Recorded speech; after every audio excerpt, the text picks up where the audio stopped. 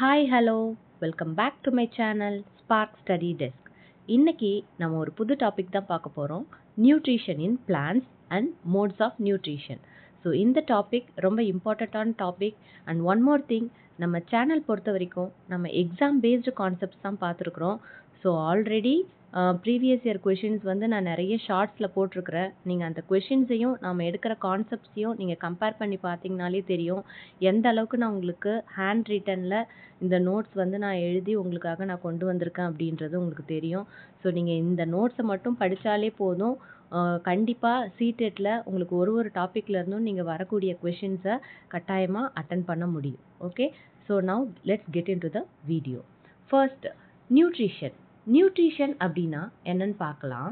The process by which organisms take in food and use it for energy growth and repair of body.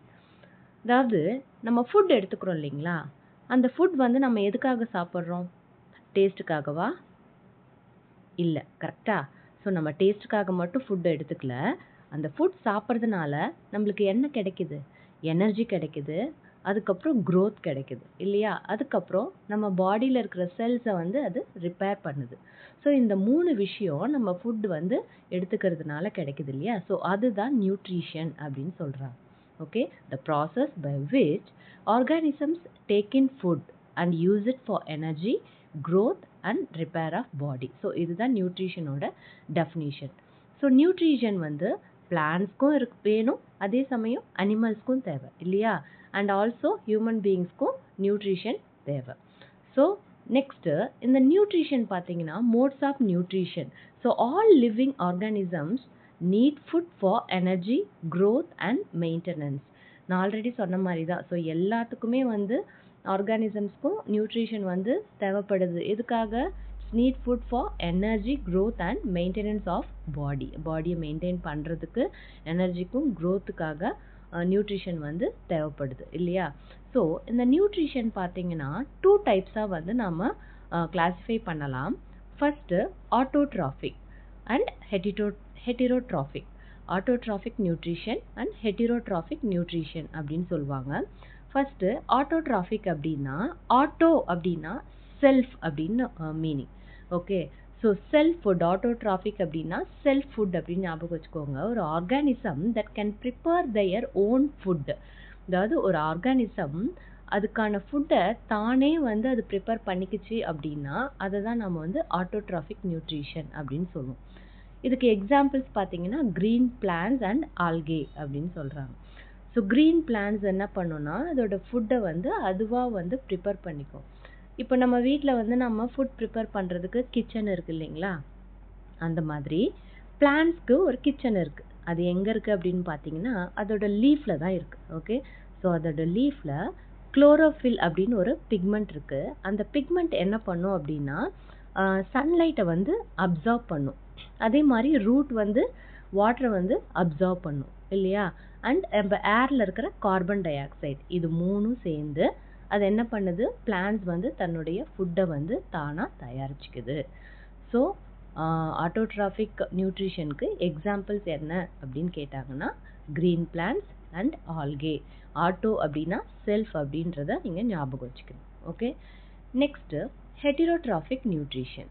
ஹெட்டிரோட்ராஃபிக் அப்படின்னா depend on others for food. நம்ம ஆட்டோனா என்ன சொன்னேன்? அதோட ஃபுட்டை தானாக தயாரிச்சுக்கோ, ஓன் ஃபுட் அது வந்து ப்ரிப்பேர் பண்ணும். பட் ஹெட்டிரோ அப்படின்னா டிபெண்ட் ஆன் அதர்ஸ், அதாவது மற்ற ஆர்கானிசம்ஸை டிபெண்ட் பண்ணி அது வந்து ஃபுட்டு வந்து எடுத்துக்கும் அப்படின்னு சொல்கிறாங்க. இதில் 3 டைப்ஸ் இருக்குது. சாப்ரோஃபைட்டிக், பாரசைட்டிக் அண்ட் ஹோலோசாயிக் அப்படின்னு பார்க்குறோம். ஃபஸ்ட்டு சாப்ரோஃபைட்டிக் அப்படின்னா பாருங்கள், டெட் அண்ட் டீகேயிங் மேட்டர். அதாவது சாப்ரோஃபைட்டிங் அப்படின்னா ஒரு பிளான்ஸோ அனிமல்ஸோ டெட் ஆயிடுச்சு அப்படின்னா, அல்லது டீகேனா அழுகி போனது, அதுலேருந்து தன்னுடைய ஃபுட்டை எடுத்துக்கிற ஆர்கானிசம்ஸை நம்ம வந்து சாப்ரோஃபைட்டிக் அப்படின்னு சொல்லிட்டு சொல்லுவோம். Okay, for example fungi, mushroom, mould, yeast, இது எல்லாமே சாப்ரோஃபைட்டிக் நியூட்ரிஷனில் வந்து உங்களுக்கு எக்ஸாம்பிள்ஸாக கொடுக்குறாங்க. ஓகே, ஸோ பார்த்தீங்கன்னா, இப்போ மஷ்ரூம் இருக்குன்னு பாருங்களேன். மஷ்ரூம் வந்து எதில வந்து நம்மளுக்கு அதிகமா வந்து ரெய்னி சீசன்ல பார்த்தீங்கன்னா, ஒரு மரம் அந்த மாதிரி இருந்துச்சுன்னா, அதில வந்து மழைநீர் பட்டவுடனே அதுலேருந்து என்ன வளரும் நம்மளுக்குன்னா, மஷ்ரூம் வந்து நெறையா வளர்ந்தத நம்ம பார்த்துருக்குறோம் இல்லையா? அதே மாதிரி ஃபங்கை பார்த்தீங்கன்னா, ஒரு கெட்டுப்போன பொருள்ல பார்த்தீங்கன்னா, மேல வந்து ஃபங்கஸ் வந்து ஃபார்ம் ஆயிருக்கும். ஸோ இதெல்லாம் வந்து பார்த்தீங்கன்னா, சாப்ரோஃபைட்டிக்கான எக்ஸாம்பிள்ஸ். Next parasitic. பாராசைட்டிக் அப்படின்னா லிவ் இன் அனதர் ஆர்கானிசம். அதாவது அதுக்கு வாழ்றதுக்கு இன்னொரு ஆர்கானிசம் தேவைப்படுது. இந்த எக்ஸாம்பிள்ஸ் பார்த்தா உங்களுக்கு வந்து தெரியும். டேப்வார்ம், லைஸ், கஸ்கட்டா. டேப்வார்ம் அப்படின்னா நம்மளுக்கு தெரியும், நம்மளுடைய வயிற்றுல வந்து புழு இருக்கும் இல்லைங்களா? ஸோ அது வந்து ஹியூமன் பீயிங்ஸோட வயிற்றுக்குள்ளே பார்த்தீங்கன்னா, குழந்தைங்களுக்குலாம் நிறைய வயிற்றுல வந்து பூச்சிகள் அது மாதிரி புழுக்கள் வந்து இருக்கும் ஸ்டொமக்கில். அதே மாதிரி நம்மளுடைய தலையில் பார்த்தீங்கன்னா லைஸ் இருக்கும், பேன் இருக்கும் இல்லைங்களா? ஸோ இதெல்லாம் தனித்து வாழாது. ஸோ இது வந்து வாழறதுக்கு இன்னொரு ஒரு உயிரி ஒரு ஆர்கானிசம் வந்து அதுக்கு தேவைப்படுது. ஸோ இதெல்லாம் பார்த்தீங்கன்னா பாராசைட்டிக் அப்படின்றதுக்கு எக்ஸாம்பிள். ஸோ இதில் கஸ்கட்டா அப்படின்னு இருக்கிறது இல்லையா, இது வந்து ஒரு பிளான்ட். ஸோ ஆக்சுவலாக பிளான்ட் வந்து செல்ஃபாக தானே நம்ம வந்து ஃபுட் வந்து ப்ரிப்பேர் பண்ணிக்கோம் அப்படின்னு சொல்லுவோம். பட் இந்த கஸ்கட்டாவில் வந்து குளோரோஃபில் இல்லை. ஸோ அதனால் குளோரோஃபில் இல்லாதனால அதனால் வந்து ஆட்டோட்ராஃபிக் நியூட்ரிஷன் பண்ண முடியாது. செல்ஃபாக அதோட ஓன் ஃபுட்டை ப்ரிப்பேர் பண்ண முடியாது. ஸோ கேட்கலாம், எக்ஸாமில் கண்டிப்பாக கேட்டும் இருக்கிறாங்க. கஸ்கட்டா வந்து என்ன டைப் ஆஃப் நியூட்ரிஷன் அப்படின்னு கேட்டாங்கன்னா பாராசிட்டிக் அப்படின்றது. இட்ஸ் அ பாராசைட் அப்படின்னு பாராசிட்டிக் பிளான்ட் அப்படின்னு சொல்லிட்டு நம்ம சொல்லணும். ஓகே. நெக்ஸ்ட் ஹோலோசைக். ஹோலோசைக் அப்படின்னா நம்ம வந்து சாலிட் ஃபுட் சாப்பிட்றோம் இல்லையா, அதே மாதிரி அந்த ஃபுட்டு சாப்பிட்றது வந்து நம்மளுக்கு டைஜஸ்டிவ் ஆகிட்டு அதுக்கப்புறம் எக்ஸ்க்ரீஷனும் நடக்குது, அப்சார்ப்ஷன் நடக்குது, அப்புறம் எக்ஸ்க்ரீஷனும் நடக்குது. அந்த கழிவை வந்து நம்ம வெளியில் இறக்குறோம். ஸோ இந்த மாதிரி ஃபுட்டை வந்து நாம் எடுக்கிறவங்க வந்து ஹோலோசைக் நியூட்ரிஷனில் வருவாங்க. ஸோ இதுக்கு எக்ஸாம்பிள்ஸ் பார்த்தீங்கன்னா human beings and animals. Human beings animals வந்து ஃபுட்டு டைஜஸ்டிவ் சிஸ்டம் போகும். நெக்ஸ்ட் வந்து அது அப்சார்ப், அதில் இருக்கிற நியூட்ரியன்ஸ்லாம் அப்சார்ப் ஆகிட்டு நெக்ஸ்ட் ப்ராசஸ் வந்து எக்ஸ்க்ரீஷன் ப்ராசஸ் வந்து நடக்கும். ஸோ இப்போ நம்ம வந்து ஆட்டோட்ராஃபிக் நியூட்ரிஷன் பார்த்தோம், ஹெட்டிரோட்ராஃபிக் நியூட்ரிஷன் பார்த்தோம், அண்ட் ஹெட்டிரோட்ராஃபிக்கில் டைப்ஸ் பார்த்தோம். இங்கே வந்து இந்த டேப்லர் காலமில் நம்ம கிளியராக பார்க்கலாம். ஒரு ரீகேப் மாதிரி பாருங்கள். சாப்ரோஃபைட்டிக் நியூட்ரிஷன் அப்படின்னா from dead and decaying matter. Examples fungi, mushroom, mold and yeast. Parasitic. Parasiticனா from a living host organism. ஒரு host organism தேவைப்படுது அதுக்கு. So examples tapeworm, lice, cuscata. Next holozoic, by eating solid food. Examples human beings, animals. Symbiotic relationship. Actually symbiotic அப்படின்னா two organisms live together and both get benefit. அதாவது ஒரு ரெண்டு organism வந்து ஒரே இடத்துல லிவிங் டுகெதர், ஒரே இடத்துல சேர்ந்து வாழும், ஒன்றுக்கு ஒன்று பெனிஃபிட் ஆகும். ஓகே. ஃபார் எக்ஸாம்பிள் இங்கே பாருங்களேன், லிச்சன் பிளான்ட் இருக்கு இல்லைங்களா, அதில் ஆல்கேவும் இருக்கும், ஃபங்கஸும் இருக்கும். ஓகே.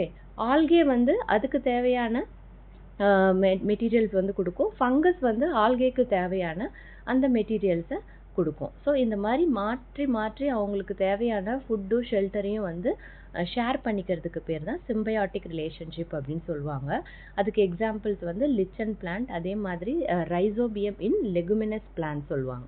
ஸோ லெகுமினஸ் ரூட்ஸில் இருக்கிற அந்த பாக்டீரியா என்ன பண்ணும், அந்த பிளான்ட்டுக்கு தேவையான நைட்ரஜனை வந்து அது கொடுக்கும். அதே மாதிரி அது தங்கறதுக்கான ஷெல்டரை வந்து இந்த லெகுமினஸ் பிளான்ட் வந்து கொடுக்கும். ஸோ மாற்றி மாற்றி அவங்க வந்து அவங்களுக்கு தேவையான அந்த ப்ராடக்ட்ஸை வந்து ஷேர் பண்ணிக்கிறதா சிம்பயாட்டிக் அப்படின்னு சொல்லிட்டு சொல்லுவாங்க. நெக்ஸ்ட் பார்த்தீங்கன்னா இன்செக்டிவோரஸ் பிளான்ட்ஸ். இன்செக்டிவோரஸ் பிளான்ட்ஸ் அப்படின்னா some plants grow in soils that do not contain sufficient nitrogen. So they trap insects to get nitrogen. ஆக்சுவலாக ஒரு பிளான்ட் வந்து வளரணும் அப்படின்னா அதுக்கு தேவையான நைட்ரஜன் வந்து அந்த சாயிலில் இருக்கணும். பட் சில பிளான்ட்ஸ் வந்து அதோட வளர்கிற அந்த ஏரியாவில் அதுக்கு தேவையான நைட்ரஜன் வந்து இருக்காது. ஸோ அப்போ அந்த மாதிரி பிளான்ட்ஸ் என்ன பண்ணும் அப்படின்னா they trap insects to get nitrogen. So அது வந்து இன்செக்ட்ஸை வந்து அதுக்குள்ளே ட்ராப் பண்ணி இழுத்துக்கிட்டு அதன் மூலியமாக அந்த நைட்ரஜனை வந்து அது எடுத்துக்கும். எப்படின்னு பார்க்கலாம். அதுக்கு எக்ஸாம்பிள்ஸ் பிச்சர் பிளான்ட் அப்படின்னு சொல்கிறாங்க.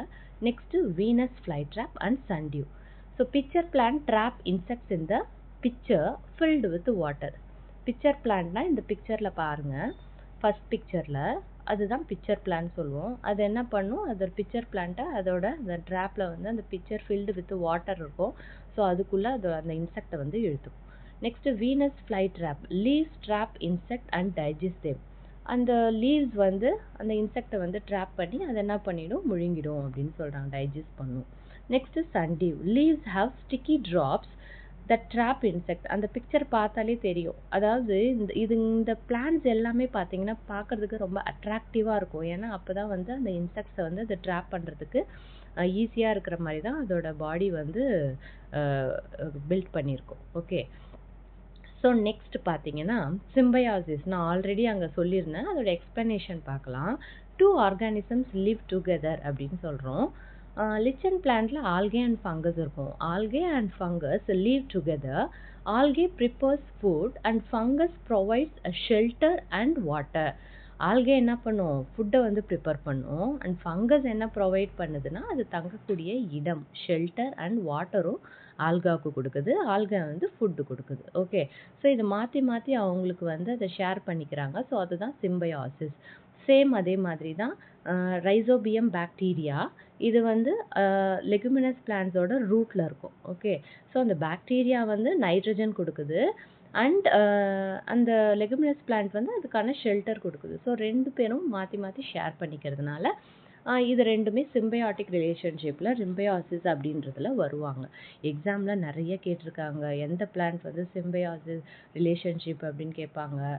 லைக்கன் சொல்லலாம், அடுத்தது algae and fungi, rhizobium bacteria, இது எல்லாமே நம்ம ஞாபகம் வச்சுக்கணும்.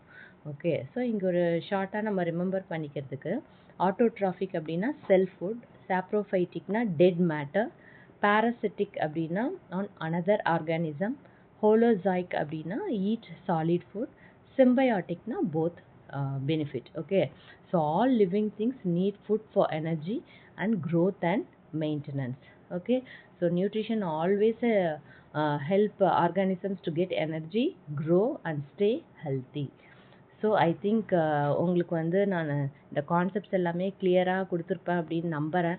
உங்களுக்கு இந்த வீடியோ பிடிச்சிருந்தது அப்படின்னா நம்ம ஸ்பார்க் ஸ்டடி டெஸ்க் சேனலை சப்ஸ்கிரைப் பண்ணுங்கள், உங்கள் ஃப்ரெண்ட்ஸ்க்கும் ஷேர் பண்ணுங்கள். தேங்க்யூ.